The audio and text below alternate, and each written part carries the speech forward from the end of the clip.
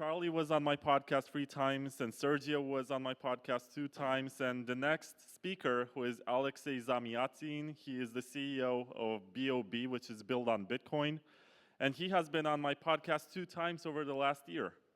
So it's almost like, are you here, Bob? I'm trying to understand if he listened to my podcast when he picked the guests and then said, you should present this.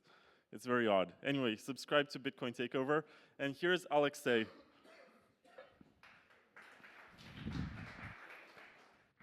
Do you have a clicker? Yeah. Is there a clicker? Thank you so much.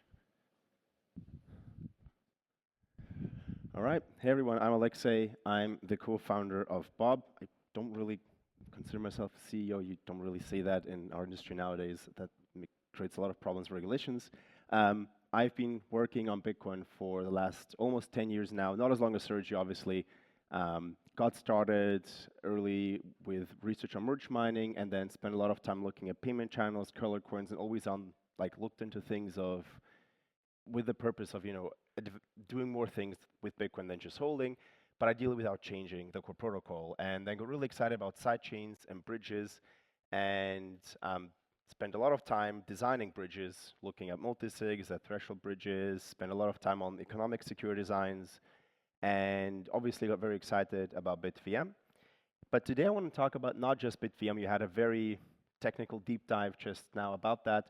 I want to present an idea of how, in my opinion, we could flip the way people use Bitcoin, and instead of wrapping it to other networks, bring it back to something that lives within kind of the Bitcoin ecosystem. And we call this the hybrid layer 2. Now, why do we care about this? And I'm going to run through these slides quickly because I think we're all pretty much aligned about, that Bitcoin is the biggest thing, it's bigger than everything else, and it's likely not going to change in the next decade. And the one thing that's interesting here is that Bitcoin has the least amount of DeFi, right? You have a lot of new products, you have a lot of decentralized exchanges, lending protocols, a lot of financial primitives that have been created in a decentralized manner on Ethereum and similar networks. But on Bitcoin today, if you want to use Bitcoin for trading, lending, using it as collateral, you ultimately have 2 options. Either you go to Ethereum or you go to centralized exchange. And that is kind of quite disappointing. And if you look at the scale and the dimensions of this, let's say, Bitcoin DeFi opportunity, well, if you take the TVL and that value locked in across all of these DeFi protocols on Ethereum and its layer 2s and compare it to its market cap, it's around 30%. But if you look at Bitcoin and we add up all the things we have today in Bitcoin DeFi, it's 0.1% and even less. So there is a big opportunity to actually unlock new use cases for Bitcoin in a decentralized manner, but we've been talking about this for I don't know how many years. Why hasn't it happened yet? And this has been hindered by this chasm between adoption and innovation. And Bitcoin has always been spearheading adoption, right? The focus has been get Bitcoin into as many hands as possible, and I believe that the community has been very successful in that. Unfortunately, what happened is that people would get into Bitcoin, learn about the blockchain, wallets, private keys, and then they would leave into 2 different directions. Either go to centralized exchanges, okay, or they would go to Ethereum and adjacent platforms to do more, and they would use Bitcoin or they would buy other assets, and when they use Bitcoin, they'd wrap it. Which means that fees and innovation does not stay on Bitcoin, it leaves. And we've had this kind of loss and this bleeding of users' capital and talent over into other ecosystems for the last decade. And layer 2s, as presented by a few people before me and a few people after me, have this potential to ideally bring back this innovation to Bitcoin. And we've already seen this heartbeat increase over the last year where you have so many new things coming back to Bitcoin with BitVM, but also privacy protocols. And if you compare this to the couple of years before that, the amount of interest and the amount of people that are working on this has increased significantly. Coming it's like a renaissance, because when I started, everybody was working on Bitcoin. Then a lot of people left, and now everybody's coming back. But to solve this problem of creating real Bitcoin layer 2s, we have to solve not only the technical issues, right? It's not about just bridges and security. Of course, we need to find a way to inherit Bitcoin security on a sidechain or layer 2, and we need a trust minimized bridge. That's like the holy grail. I've spent a lot of years working on bridges. We proved that it's actually impossible to do fully trustless. You can get very close, but you always trust someone. But there's two other problems, and I'm trying to appeal here also to pragmatism. You also need to be able to create an ecosystem. Products and builders need to have a way to go to market fast. You can't tell them to study and try to build on a stack that just is not meant for smart contracts. It's not meant for financial products. And that is why we believe that you need to try to inherit things that have been created on Ethereum and other networks, simply because a lot of these things work in practice. And at the same time, you need liquidity. And I'm not just talking about Bitcoin, right? Bitcoin's great, but what are you going to trade it against? If you use it in finance, if you only have BTC, there's not much you can do. You need stable coins, you need other assets. And again, when we're talking about launching a new platform, a new product for builders, they don't have the capital and time to build for 10 years. Startups have limited amount of capital and time. They need to go to market fast. And today they cannot do this on Bitcoin. So they all leave to Ethereum. And if you ask around everybody who's joining Web3, right, if I use this term as a very broad kind of definition, where do they go? Where do they build? They don't go to Bitcoin, they go to Ethereum. And I know there's a lot of very technical people that care about privacy and decentralization that build on Bitcoin, but if you compare the numbers and the products, most of them land on Base today, not even Ethereum. And that's why we believe that the solution will be something that's a hybrid, that tries to combine the best of both Bitcoin and Ethereum. And I know I'm coming to a mainly Bitcoin-oriented conference, although Ethereum used to be proof of work as well, so I guess that's fair play. And talking about Ethereum. But the thing is, and fact is, innovation has been happening there a lot. And a lot of things that happen and have been built on Ethereum, we're actually now reutilizing on Bitcoin as well. And the idea of this approach is twofold. It's both technical, I'll talk about the tech in a second, but it's also in terms of product. When you launch a new system, you want to have a set of users that are going to be your first power users, and they're going to bring liquidity, they're going to tell their friends, and you want a network effect of people and builders who will come to your platform and start using it and building on it. And that's what you get from Ethereum. Ethereum has the concentration of builders and DeFi today that no other network has. It also has the best-in-class infrastructure. If you want to build a dApp, right? So if you want to build something for trading, lending, payments, whatever you like, you end up going to Ethereum because that just has the best infra.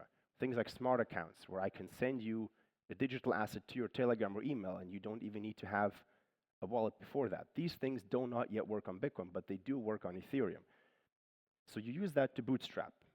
But at the same time, over time, you can use a Bitcoin side for growth. And obviously not just for security, because that is, of course, one of the biggest selling points of Bitcoin, but also for growth, because Bitcoin's community is so much bigger. It's so much more different to the Ethereum community. It's so much more globally distributed.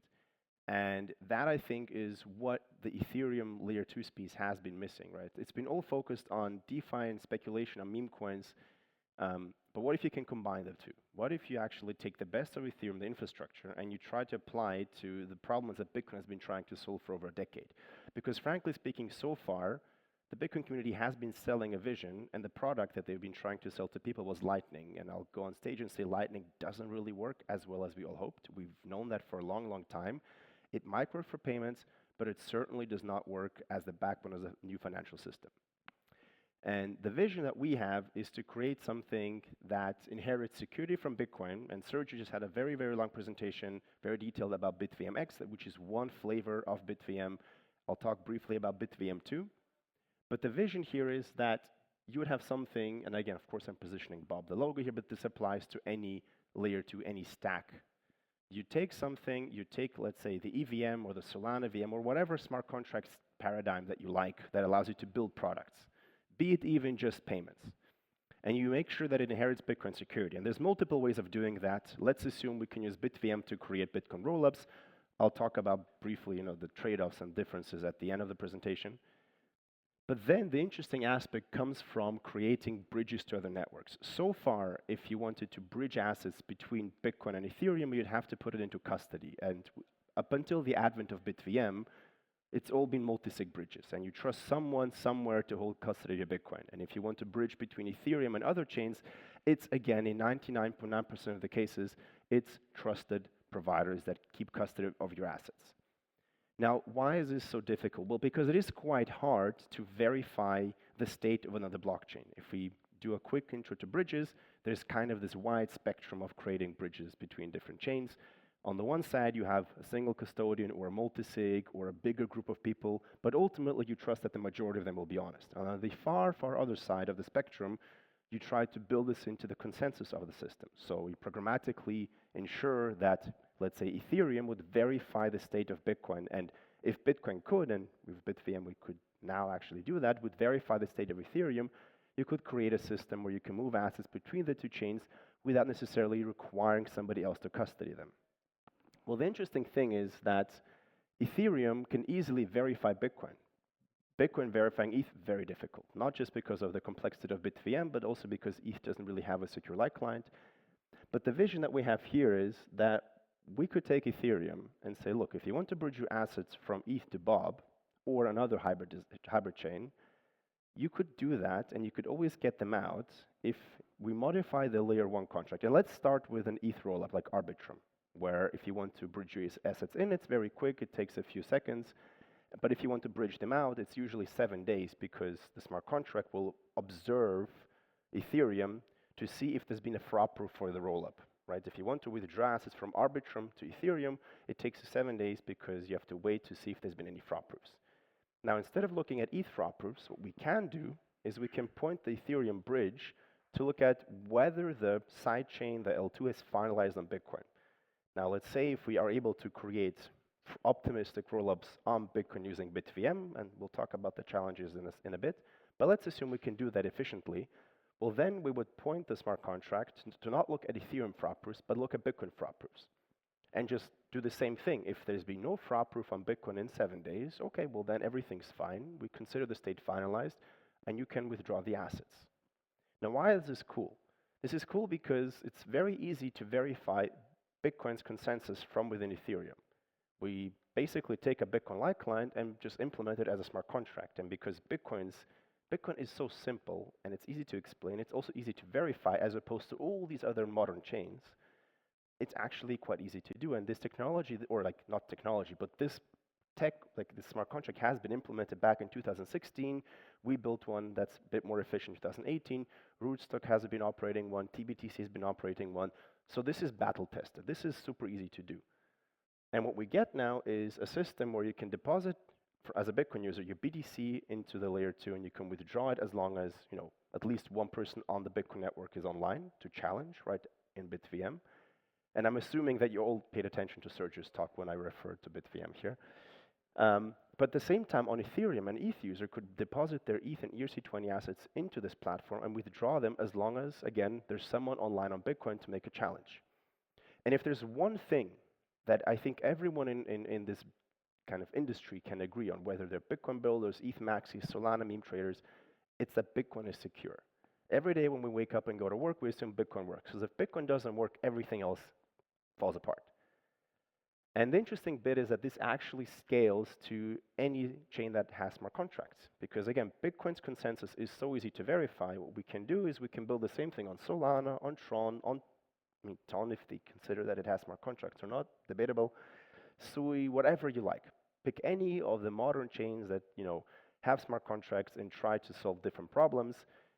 They all can verify transactions on Bitcoin, and this means also they can check whether fraud proof happened or whether some form of finality has occurred for a sidechain or a layer 2 that uses Bitcoin as security. And this means that we can flip or invert how people have been using Bitcoin in DeFi or for using it in applications.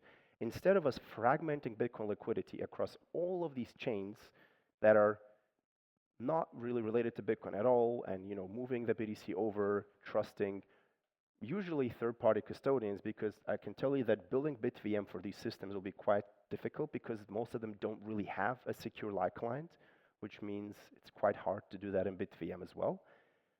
So instead of doing that, we just say, well, look, we can build platforms, and Bob is just one example. This can be applied to any type of sidechain, where you say, okay, we inherit Bitcoin security, but then any of these other platforms can deposit their assets into this hybrid L2 and withdraw them back as long as Bitcoin is secure. That's kind of the oversimplified selling point. It's more specifically, as long as there's one person in the network that will make a challenge on Bitcoin.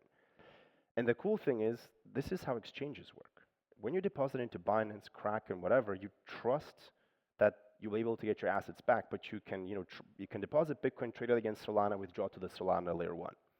But you trust Binance. And in this case, you don't trust Bob. You trust that there's someone on Bitcoin that will make the challenge. And that is the vision that we have for this hybrid L2 design, because it finally allows us to create the real flippening. Instead of draining Bitcoin liquidity away into the networks, other networks can easily just deposit their assets into this platform. Because if we look at the distribution of trading volumes, it's mainly moving from ETH to layer 2s, clearly because the fees are much lower, it's easier to use, and it's still on centralized exchanges.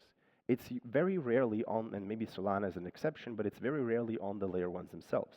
So users are naturally they've been trained to deposit their assets from the layer 1 into something else.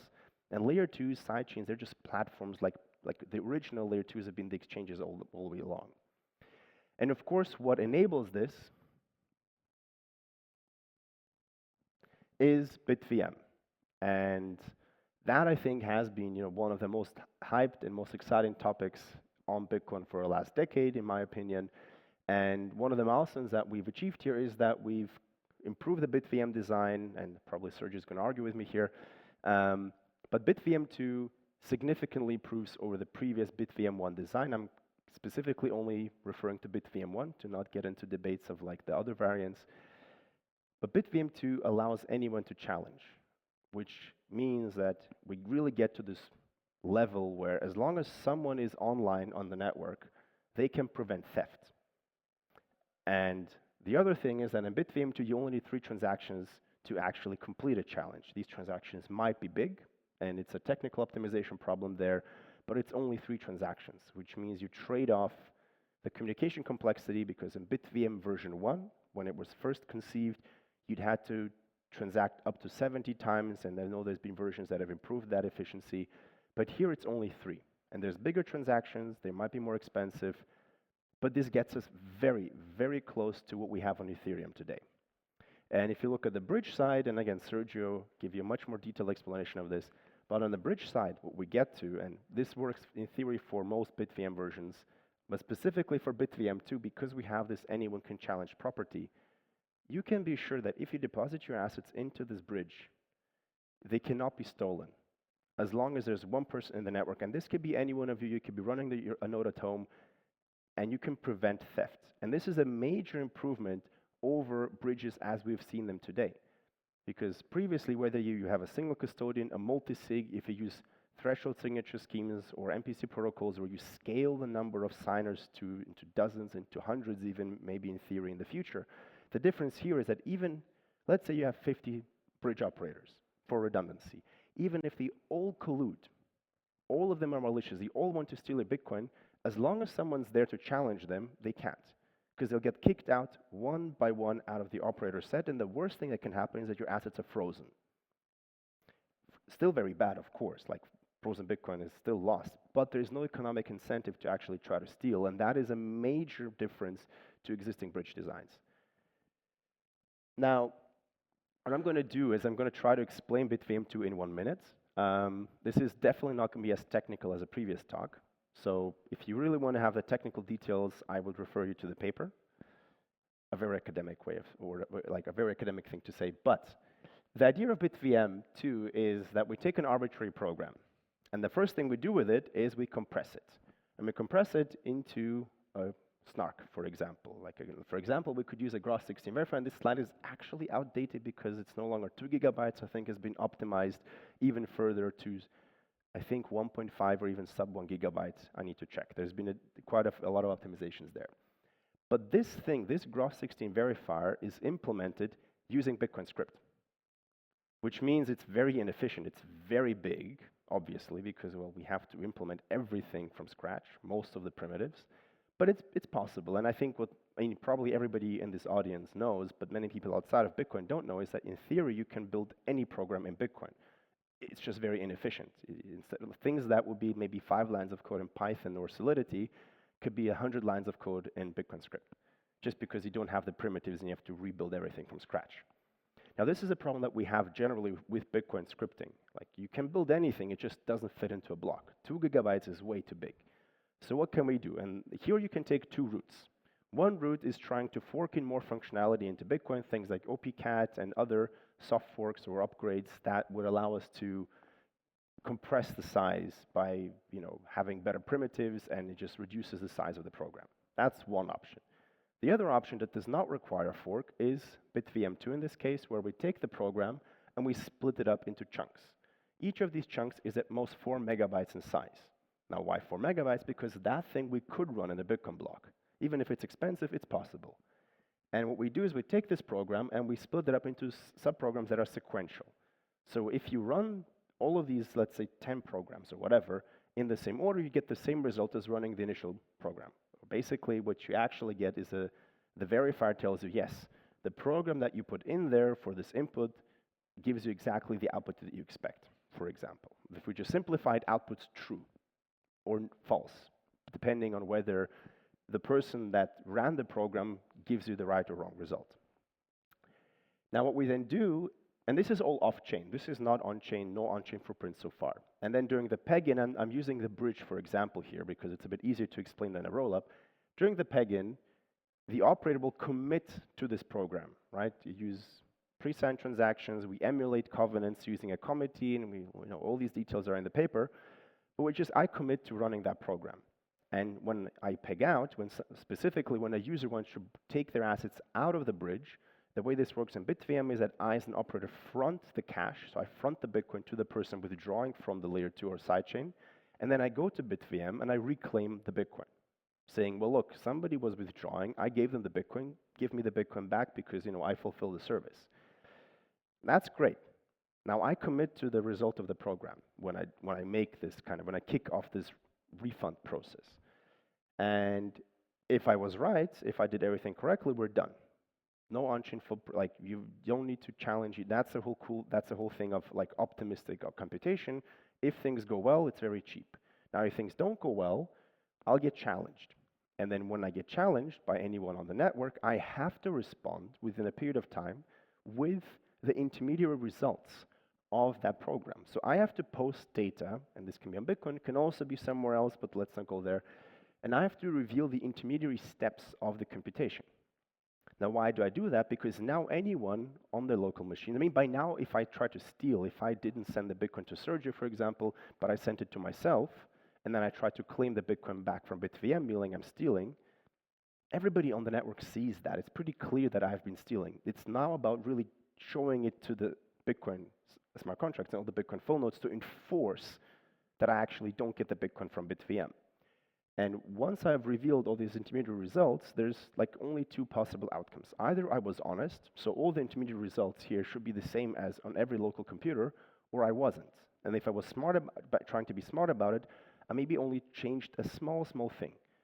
And essentially, in this example here, the second to last program gives us the wrong result. Now, if we were to simplify this and not think of a bridge but a multiplication, this program that is sequential, it would be just adding 2 plus 2 plus 2 plus 2, right? And we'd always get 2, 4, 6, 8, 10, 12 as intermediate results. Now, if I'm cheating and I say, well, the second to last result is not 10 but 9, obviously everybody sees that. And the only thing that you'd have to do then on the network, and this can be done by anyone, is to take the corresponding program, run it in a Bitcoin block, and ensure that the result is not 9, but it should be 10. And that's how actually you can disprove the computation. You can ensure that I was cheating, and then using a very similar technique as we've seen in Lightning or Arc, you invalidate my transaction that I was trying to use to steal the Bitcoin. And that's it. So in short, you take a program, you compress it, you split it up, you commit to it, and then when something goes wrong, you force the person to reveal some intermediary data, and then that allows you to determine which step I actually cheated on, and then you just run that subprogram and you're done. And that's why BitVM2 itself is so much simpler than the BitVM1 design, because it's much easier to understand. The complexity is in the Gross16 verifier, but that has been battle tested already, so we can abstract that away from a lot of the implementation effort. And if you want to read the paper, that's the link. We have 1 minute left. I don't think we'll do questions. So instead, I'm just going to go to this slide. Or does anybody have questions? No. I'm just going to end with this slide and try to kind of discuss the different types of Bitcoin security that we could achieve today or in the future. And obviously, the holy grail will be a ZK rollup, right? As we know them on Ethereum, and I use the definition that the Ethereum world has been using for this, where every node validates, right? If you want to, let's use the bridge for example, or you're trying to withdraw assets from the layer 2, and there has to be a proof that's validated first before that happens. So we know that the sequencer wasn't cheating, everything was executed correctly. The problem is this does not work on Bitcoin without a fork. I know there's some teams claiming that, well, let's see, we have to see it to be convinced otherwise, but so far the assumption is we need to fork in something like OPCAT, or maybe even that doesn't suffice. So we could do an optimistic rollup, right? BitVM works for any program. You could plug in an entire virtual machine into that. That's cool. So every node now validates the fault proof. So as long as somebody's online to challenge, we're fine, because then every node will see and verify that there was something wrong, and then you can deal with it. The problem is, well, the dealing with it is quite complex, and I don't think it's going to work as well on Bitcoin as people are seeing it on Ethereum. But there's very high cost to posting that data that you need to make the challenge to Bitcoin. So high that it's probably not going to be feasible to run this in production and be competitive with Ethereum rollups.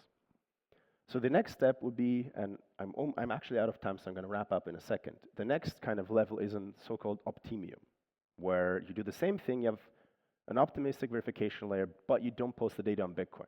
You post it on something else. You dump it like on a merge mine sidechain. Now, the issue is this is more effective now, where every node validates the fault proof, but to make sure that this is secure, we now need to check that the data was actually available. So we need to actually run a light client for the DA layer in BitVM, which makes this quite complex. And then the other two options that I do want to bring up, because they are quite interesting and they might offer the perfect balance between security and practicability, because in my opinion, the first three things above are not necessarily practical today or in the near future. And the two things that could work are side chains that use merge mining or Bitcoin staking. And this is a Perfork Summit, so I'm not going to talk about staking too much. But these things give you some level of Bitcoin security. So a subset of the Bitcoin nodes verifies your chain, but you could still easily build a BitVM bridge that allows you to trust minimize deposits and withdrawals. And these are quite efficient, but they have their own limitations. They're not as secure. And with this, I just leave this kind of for consideration. I don't think ZK rollups and optimistic rollups are something that will work on Bitcoin this year in practice, because one thing that I would like to say, and that's probably my final statement, we should not just build for ethos. We should build for actually practicability and be pragmatic about it. Because if we have learned one thing from Lightning is, sure, it's secure, but if nobody can use it, we're not solving a problem. And if we build something on Bitcoin that has Bitcoin security, but is so much more expensive than anything else on Ethereum, on Solana, nobody's going to use it just because it's Bitcoin. They'll keep wrapping Bitcoin to these chains. And with that, thank you so much. Check out Bob and what we're doing, and see you around. Bye-bye. Thank you very much, Alexei.